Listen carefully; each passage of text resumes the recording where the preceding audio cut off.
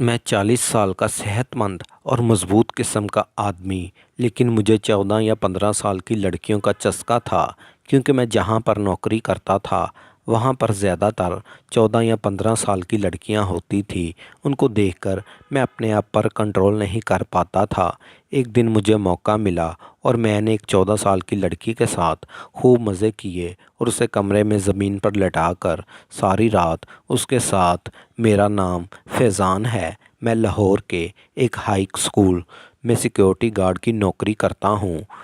اس school میں لڑکے لڑکیاں ایک ساتھ پڑھتے تھے اور ان میں زیادہ تر امیر ترین لوگوں کی بگڑی ہوئی اولادیں تھیں، جن کو گناہ ثواب عزت وغیرہ سے کوئی لینا دینا نہیں ہوتا تھا۔ وہ لڑکے لڑکیاں دوستی کو معمولی سی بات سمجھتے تھے اور وہ ہر حد کو گر جاتے جو مڈل کلاس لوگ اپنی عزت اور انا کا مسئلہ بناتے ہیں۔ ان کی نظر میں جسمانی تعلق پیار میں سب سے اہم ہوتا ہے۔ میں بھی وہاں پر 14-15 سال کی انتہائی حسین لڑکیوں کو دیکھتا تو دل کرتا کہ ان کو جپٹ لوں اور ان سے تسکین حاصل کروں۔ میرے سیکیورٹی گارڈ کے کمرے کے ساتھ ایک چھوٹا سا کمرہ بنا ہوا تھا۔ وہ زیادہ تر بند رہتا تھا کیونکہ وہاں صرف سیکیورٹی گارڈ اپنی ضروریت کا سامان رکھتے تھے۔ آج میں ڈیوٹی پر اکیلا تھا کیونکہ ساتھ والا سیکیورٹی گارڈ چھٹی پر تھا۔ اسکول کی گھنٹی بجے، بچے باغم باغ کلاس روم سے باہر نکل آئے کیونکہ شدید گرمی تھی۔ سب کو گھر جانے کی جلدی تھی۔ میں بھی انتظار کر رہا تھا کہ کب اسکول خالی ہو اور میں گھر جاؤں۔ وہ تو میں ہر کلاس روم کو چیک کر کے کلاس روم کو لاک لگا کر جب سیکیورٹی والے کمرے کی طرف گیا، کیونکہ میرا وہاں پر ہیلمٹ پڑا ہوا تھا، میں نے دروازہ کھولنے کی کوشش کی تو اندر سے دروازہ بند تھا۔ میں حیران تھا کہ دروازہ اندر سے کون بند کر سکتا ہے۔ میں نے دروازے کے ساتھ کان لگایا تو اندر سے عجیب قسم کی آوازیں آ رہی تھی۔ وہ آوازیں شاید ایک شادی شدہ مرد سمجھ سکتا تھا کہ آوازیں کیسی ہیں، کیونکہ اندر سے ایک لڑکا اور لڑکی کی آوازیں آ رہی تھی اور وہ آوازیں ایسی تھی جیسے کوئی بہت سرور لے رہا ہو۔ یہ آواز تو میرے رونگٹے کھڑے ہو گئے جب میں نے کمرے کے دروازے کو کھولا۔ 9th کلاس کے دو ینگ لڑکا اور لڑکی ایک دوسرے کے ساتھ۔ جب میں نے اندر کا منظر دیکھا تو ایک دم سے میری آنکھیں کھلی کی کھلی رہ گئی۔ ایسے منظر میں نے اکثر فلموں میں ہی دیکھے تھے، آج پہلی بار کھلی آنکھوں سے دیکھ رہا تھا تو میرے اندر ایک ہلچل اور کھلبلی سی مچ گئی۔ سامنے ایک لڑکا اور ایک لڑکی بالکل نازیبا حالت میں شاید ایک دوسرے سے اپنے محبت کا عملی اظہار کر رہے تھے۔ مجھے یوں دیکھ کر ایک دم ایسے سسک گئے کہ جیسے ان کا رنگے ہاتھوں یوں پکڑے جانا ان کا پلان کا حصہ نہ ہو۔ سامنے کھڑی لڑکی جو کہ بمشکل 14 یا 15 سال کے درمیان ہوگی، وہ بالکل موم کی گڑیا جیسی تھی۔ میں پہلی بار اتنا حسین سر پا اپنی آنکھوں سے دیکھا تھا، اس لیے کچھ لمحے کے لیے میں تو سانس تک روک کے اسے دیکھ گیا۔ مجھے یہ سب بھول گیا کہ میں ان کی پٹائی کرنی ہے اور ان کی شکایت اوپر پہنچانی ہے تاکہ انہیں اس کام کا سخت سے سخت سزا ملے اور اسکول سے فارغ کر دیا جائے۔ مگر میں تو کچھ اور ہی سوچ رہا تھا۔ نہ جانے میرے دل میں اسے دیکھ کر عجیب سا احساس پیدا ہونے لگا، ایسی خواہش جنم لینے لگی جو ایک 45 سال کے شادی شدہ مرد کو زیب نہیں دیتی۔ وہ لڑکی پہلے تو بالکل ہراساں حالت میں مجھے دیکھتی رہی اور پھر ایک دم جیسے ہوش کی دنیا میں واپس آئی، اپنا یونیفارم اٹھایا اور جلدی سے خود کو لپیٹ لیا۔ مگر اس سے پہلے میں اسے اچھی طرح سے دیکھ چکا تھا۔ وہ لڑکا جو اس لڑکی کا ہی ہم عمر کلاس فیلو معلوم ہوتا تھا، وہ خوف کے مارے تھر تھر کانپ رہا تھا۔ میں کچھ دیر تو ان دونوں کو اندر تک اترتی نظروں سے دیکھتا رہا اور پھر ایک دم گرجدار آواز سے کہا کہ یہ سکول ہے، ایک مقدس جگہ ہے، کوئی کلب نہیں جس میں تم دونوں اپنی حدود کا خیال رکھے بغیر موج کر رہے ہو۔ میں نے لڑکے کی طرف غصے سے دیکھا، کہا کہ تمہیں شرم نہیں آتی؟ ہماری عمر دیکھو اور اپنی حرکتیں دیکھو، کیا تمہیں اس عمر میں یہ کام زیب دیتا ہے؟ ابھی میں تم دونوں کی شکایت پرنسپل صاحب سے لگاتا ہوں۔ میں نے اپنا موبائل فون نکالا تو ایک دم وہ لڑکا میرے قدموں میں گر گیا، کہنے لگا کہ خدا کے لیے ہمیں معاف کر دیجئے، ہم ایک دوسرے سے بہت محبت کرتے ہیں، ایک دوسرے کے بغیر رہ نہیں سکتے، ہم بچپن کے منگیتر ہیں، میں نے کہا کہ اس طرح کے ڈرامے بازی میرے سامنے مت کرو۔ اگر تمہاری اس منگنی طے چکی تھی تو تمہیں شرم نہیں آتی اپنی منگیتر کے ساتھ غیر اخلاقی حرکتیں کرتے ہوئے؟ بلکہ یہ منگنی والا ڈرامہ تو تم مجھے رام کرنے کے لیے سنا رہے ہو، مگر میں اس حد تک بے شرمی دیکھ کر خاموش نہیں رہ سکتا۔ میری نظریں ابھی بھی لڑکی پر گڑی تھی، مگر میں بات لڑکے سے کر رہا تھا۔ کہنے لگا کہ آپ ہمارے گناہوں کا پردہ رکھ لیں، آپ جو کہیں گے ہم آپ کا ہر کہا مانیں گے۔ ہمارے پیپر نزدیک ہیں، ہم کوئی اسکینڈل فوڈ نہیں کر رہے، آپ کو منہ مانگی قیمت دینے کو تیار ہیں، کیونکہ میرا باپ ایک بہت بڑا بزنس مین ہے۔ اس نے جب پیسوں کی بات کی تو میں نے اسے ناگواری سے دیکھا اور کہا کہ میں تمہیں رشوت لینے والا لگتا ہوں۔ وہ لڑکا کہنے لگا، پھر آپ کو ہم سے کیا چاہیے؟ اور میں جو اس لڑکی سے نظر ہٹا نہیں پا رہا تھا، اسے دیکھ کر میرے اندر ایک عجیب سی خواہش جنم لے چکی تھی، جس گیم تکمیل کے لیے میں کسی بھی حد تک جانے والا تھا۔ میں نے ذہن میں جوڑ توڑ کر رہا تھا کہ ان چھوٹے بچوں کو کیسے ڈرانا دمکانا ہے۔ اچانک ہی میں نے اپنے موبائل سے ان دونوں کی ایک تصویر کھینچ لی۔ کہا، یہ تصویر میں پرنسپل صاحب کے نمبر پر سینڈ کر رہا ہوں۔ جب لڑکی نے مجھے ایسے کرتے ہوئے دیکھا تو ایک دم سے میرے پیروں میں گر گئی اور اس کی بے حجاب کمر دیکھ کر میرے اندر کچھ ہونے لگا۔ اب تو اس سے منہ زور جذبے پر باندھنا بالکل مشکل ہو چکا تھا۔ پورا سکول بالکل خالی تھا، ہم تینوں کے علاوہ اب وہاں کوئی نہ تھا، اس لیے انہیں ہراساں کرنا میرے لیے کچھ مشکل کام نہ تھا۔ میں ایک دم پیچھے ہٹا اور کہا کہ اس مسئلے کا صرف ایک ہی حل ہے، صرف ایک ہی طریقہ ہے کہ میں اپنی زبان ہمیشہ کے لیے بند کر دوں اور تم دونوں کا کیریئر تباہ ہونے سے بچ جائے۔ وہ دونوں امید بری نظروں سے میری جانب لپکے اور کہا کہ آپ جو بھی شرط رکھیں گے ہم اسے ماننے کو تیار ہیں، مگر پرنسپل صاحب سے ہماری شکایت نہ کرنا۔ میں نے کہا کہ جو کام تم اس لڑکی کے ساتھ کر رہے تھے وہی کام مجھے بھی کرنا چاہتا ہے، اس لیے تم کمرے سے باہر چلے جاؤ۔ میری یہ بات سننی تھی کہ وہ ایک دم بند کر پیچھے ہٹائے۔ لڑکے کا چہرہ ہمارے حد تک تو سرخ پڑ چکا تھا۔ اس نے میرے منہ پر ایک گوسا جڑ کر کہا کہ بڈھے، تجھے شرم نہیں آتی؟ اپنی عمر دیکھ اور اپنے کام دیکھ۔ میں نے کہا کہ شرم حیا کی باتیں میرے ساتھ تم نہ ہی کرو تو اچھا ہے، کیونکہ تمہاری شرم حیا میں اپنی آنکھوں سے دیکھ ہی چکا ہوں۔ اگر یہ تمہارے ساتھ سب کچھ کر سکتی ہے تو مجھ میں کیا برائی ہے؟ وہ لڑکا ایک دم سے اس لڑکی کے سامنے کھڑا ہو گیا، جیسے ڈال بن گیا۔ کہنے لگا، آپ کو شرم آنی چاہیے، آپ ایک شادی شدہ مرد ہیں، آپ کے گھر میں بیوی بچے ہوں گے، آپ کی ایسی خواہش کرتے ہوئے ذرا بھی خیال نہیں آیا؟ وہ لڑکا مجھے دمکا رہا تھا، مجھے غیرت دلانے کی سر توڑ کوشش کر رہا تھا۔ کہنے لگا کہ یہ میری منگیتر ہے، میری عزت ہے، میں تمہیں اسے ہاتھ بھی نہیں لگانے دوں گا۔ اس پر میں نے کہا کہ ٹھیک ہے، پھر تمہاری عزت کل پورے اسکول میں نیلام ہو جائے گی، بس اس چیز کا انتظار کرو۔ میں یہ کہے ساتھ ہی اپنا موبائل جیب سے نکالا اور وہ تصویر پر کلک کر دیا۔ میں نے کہا کہ میرے ایک کلک پر یہ تصویر پرنسپل صاحب کے پاس چلی جائے گی۔ میں آخری بار پوچھ رہا ہوں، نہ جانے میرے اندر اتنی حیوانیت اور درندگی کہاں سے آ گئی تھی، مجھے سمجھ نہیں آ رہی تھی، کیونکہ میرا دماغ میرے دل کا ساتھ نہیں دے رہا تھا اور میرا ضمیر تو ویسے ہی سو چکا تھا۔ میں نے کہا، اب جلدی سے کمرے سے باہر جاؤ، اس سے پہلے کہ میں اپنے آپ سے باہر ہو جاؤں۔ مگر وہ لڑکا ٹس سے مس نہ ہوا۔ وہ مجھے ایسی نظروں سے دیکھ رہا تھا جیسے سوچ رہا ہو کہ اس بڈھے سے کیسے چھٹکارا پاؤں، مگر میں اس سے کئی گنا زیادہ طاقتور تھا۔ اتنی آسانی سے تو میں اس کے ہاتھ آنے والا نہ تھا۔ اس سے پہلے کہ وہ دوبارہ مجھ سے جھپٹ پڑتا، میں نے اس کی گردن سے پکڑا اور کمرے سے باہر نکال دیا اور اندر سے کنڈی لگا دی۔ اب اس کمرے میں اور لڑکی اکیلے رہ گئے تھے۔ میں آہستہ آہستہ قدموں سے اس کی جانب بڑھنے لگا تو وہ ایک دم سہم کر دیوار کے ساتھ کہنے لگی کہ آپ میرے باپ کی طرح ہیں اور میں آپ کی بیٹیوں جیسی ہوں۔ آپ ہمارے اسکول کے سیکیورٹی گارڈ ہیں اور اس سیکیورٹی گارڈ کا تو فرض ہوتا ہے ہماری مال جان اور عزت کی حفاظت کرنا۔ آپ یہ ہماری عزت نیلام کرنے پر اتر آئے ہیں۔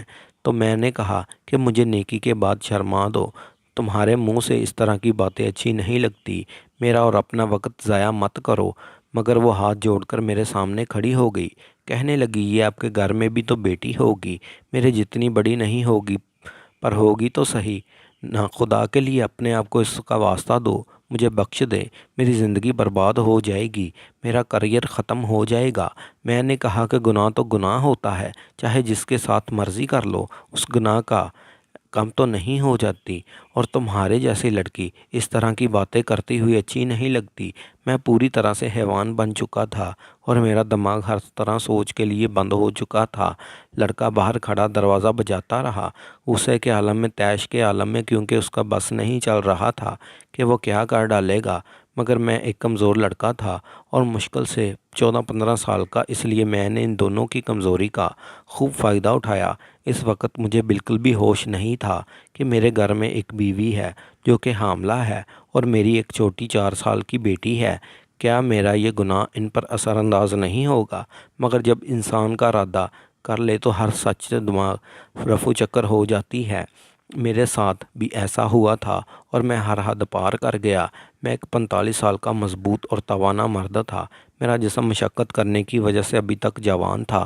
میری بیوی مجھ سے 2 سال چھوٹی تھی، پھر بھی مجھ سے کئی سال بڑی لگتی تھی، اور آج کل تو وہ پریگننٹ تھی، اس لیے اپنے قریب مجھے پڑکنے بھی نہیں دیتی تھی۔ میں کافی عرصے سے اس خواہش کے لیے ترسا ہوا تھا، اس لیے اتنی خوبصورت نوجوان لڑکی کو اپنے سامنے دیکھ کر میری آنکھوں کے سامنے سچائی اور دیانتداری کی پٹی ایک دم سے اتر گئی اور میرے دماغ پر شیطان مکمل حاوی ہو گیا، اور میں نے سب کر دیا جو ایک حاملہ بیوی کے شوہر اور ایک 4 سال کی بیٹی کے باپ کو ہرگز زیب نہ دیتا تھا۔ وقتی طور پر مجھے ان نتائج کے بارے میں نہیں سوچنا تھا، اس خوشی کو محسوس کرنا تھا جو میرے جسم کو اتنے عرصے بعد حاصل کر چکا تھا۔ جب میں نے دروازہ کھولا تو وہ لڑکا بالکل زخمی شیر کی طرح میری جانب دیکھ رہا تھا۔ اس کی آنکھیں سرخ انگاروں ہو چکی تھی۔ میں نے اطمینان بھرے سانس باہر نکالا، جیسے مجھے اس کی گولیوں سے کوئی فرق نہیں پڑتا۔ وہ چھوٹا سا بچہ تھا، میں اسے مزید ڈرا دھمکا سکتا تھا۔ میں اس کے قریب گیا اور کہا کہ آج اس سکول میں جو کچھ ہوا، نہ میں نے اس بارے میں کچھ جانتا ہوں اور نہ ہی تم اور تمہاری محبوبہ اندر تمہارا انتظار کر رہی ہے۔ اسے لے کر یہاں سے نکلو، وہ کافی زیادہ تھک گئی ہے، اس لیے شاید تمہیں تو آج کوئی خوشی نہ دے پائے۔ یہ کہہ کر میں ایک کمینی سی ہنسی اور اس کے میرے گریبان سے پکڑ لیا، میری آنکھوں میں آنکھیں ڈال کر کہا، میری شکل اچھی طرح سے یاد کر لو، کیونکہ یہ شکل تمہیں اپنے خوابوں میں ڈرائے گی۔ تم ساری زندگی نیند اور سکون کو ترسو گے۔ یہ حذیفہ کا تم سے وعدہ ہے۔ تم نے آج میری محبت کو برباد کیا، میں تمہاری زندگی برباد کر کے رکھ دوں گا۔ یہ کہتے ساتھ ہی وہ سکول کے اندر چلا گیا۔ ایک دم سے میرے جسم کے اندر ایک کرنٹ سا دوڑا تھا، مگر پھر میں نے یہ سوچ ذہن سے جھٹک دی کہ بھلا یہ چوہا میرا کیا بگاڑ لے گا، کیونکہ ان دونوں کی تصویر ابھی بھی میرے موبائل میں محفوظ تھی۔ اگر اس نے کچھ بھی کرنے کی کوشش کی تو میں پھر سے اسے دھمکی دے دوں گا، مگر شاید یہ میری خام خیالی تھی، کیونکہ میری بدترین زندگی کا آغاز اب ہوا چاہتا تھا، کیونکہ بڑے بڑے گناہوں کے کفارے بھی بڑے بڑے ہوتے ہیں جو ہمیں اس عمر میں بھگتنے پڑتے ہیں۔ اگلی صبح کا آغاز میرے لیے ایک جہنم بھری زندگی کا آغاز تھا، کیونکہ جیسے ہی سکول گیا وہاں کا منظر دیکھ کر میرے رونگٹے کھڑے ہو چکے تھے، کیونکہ کل جب میں وہاں سے واپس آیا تھا تو وہ لڑکا اور لڑکی ابھی اندر ہی تھے، مگر آج ہر طرف افراد و تفریق عالم مچا ہوا تھا۔ مجھے لگا شاید ان کی چوری پکڑی گئی ہوگی، اس لیے مگر جب باہر سے پولیس موبائل کے سائرن سنائی دیے تو میرے ذہن میں خطرے کی گھنٹی بجی، اور جیسے ہی میں سکول کے اندر داخل ہوا ہر طرف صفائی متم بچھو ہوئی تھی، کیونکہ اس لڑکی نے چھت سے کود کر اپنی جان دے دی تھی۔ اس لڑکی کی لاش کو ہسپتال میں پوسٹ مارٹم کے لیے لے جایا گیا۔ زمین پر اس کا نقشہ بنایا ہوا تھا اور ساتھ بے پناہ سرخ رنگ کے دبے پڑے تھے۔ میرا دماغ بالکل سائیں سائیں کرنے لگا۔ مجھے پہلی بار اپنے جرم کی سنگینی کا احساس ہوا تھا، مگر اب پانی سر سے اوپر پہنچ چکا تھا۔ پرنسپل صاحب نے مجھے کمرے میں بلایا تو میں انتہائی تشویش کے عالم میں داخل ہوا۔ میرے چہرے پر ہوائیاں اڑی ہوئی تھیں، کہیں انہیں میرے جرم کا پتہ نہ چل جائے۔ پرنسپل نے کہا کہ تم جب یہاں سے گئے تھے تو کیا وہ لڑکی اسکول میں موجود تھی؟ میں نے صاف انکار کر دیا۔ میں نے کہا کہ میں نے اچھی طرح سے اسکول کا جائزہ لیا تھا سر، اور تسلی سے سب چیک کر کے کر گیا تھا، مگر وہ لڑکی کہیں بھی نہیں تھی۔ شاید وہ کہیں پر چھپ کر بیٹھی تھی اور میرے باہر جانے کا انتظار کر رہی تھی۔ میری اس بات پر پرنسپل صاحب مزید تشویش میں مبتلا ہو گئے۔ ان کے آفس سے نکل آیا، مجھے معلوم تھا کہ جیسے ہی اس کا پوسٹ مارٹم کی رپورٹ آئے گی میرا بانڈا پھوٹ جائے گا۔ اس سے پہلے کہ میرا کوئی اور اسکیم لڑاتا میں اپنے گھر چلا گیا، اور گھر جانے کے بعد جو منظر مجھے دیکھنے کو ملا اس نے میری اذیت اور تکلیف میں مزید اضافہ کر دیا۔ اب مجھے سچ مچ اپنے گناہ کا احساس ہو چکا تھا، مگر اب بہت دیر ہو چکی تھی۔ میری بیوی چیخ اور چلا رہی تھی۔ اس نے کہا کہ میں زینب کو اسکول چھوڑنے گئی تھی، اور جب اسکول سے لینے گئی تو اس کی سیکیورٹی گارڈ کا کہنا تھا کہ ایک لڑکا وہاں سے لے کر پہلے ہی چلا گیا ہے۔ اس کا کہنا تھا کہ وہ لڑکا اس کا کزن ہے اور وہی آج اسے لینے آئے گا۔ میرے سر پر جیسے ایک بم گر گیا تھا۔ مجھے اس لڑکے کی دھمکی ایک دم یاد آ گئی جسے میں نے گیدڑ بگی سمجھا رکھا تھا۔ وہ ایک دم سے خوفناک حقیقت بن کر میرے سامنے آ گئی تھی۔ میں ایک دم سے زمین پر گر گیا اور اپنا سر پکڑ لیا۔ میری تکلیف اور بے چینی حد سے سوا۔ میری بیوی کہنے لگی کہ جاؤ جا کر میری بیٹی کو لے کر آؤ خدا کے لیے، ورنہ میں مر جاؤں گی۔ وہ میرے سامنے ہاتھ جوڑنے لگی اور میں زاروں قطار رونے لگا۔ میں نے کہا کہ مجھ سے ایک بہت بڑی غلطی ہو گئی۔ میں نہیں جانتا تھا کہ اس غلطی کی سزا میری بیٹی کو مل جائے گی۔ میں بالکل پاگلوں کی طرح بولے جا رہا تھا۔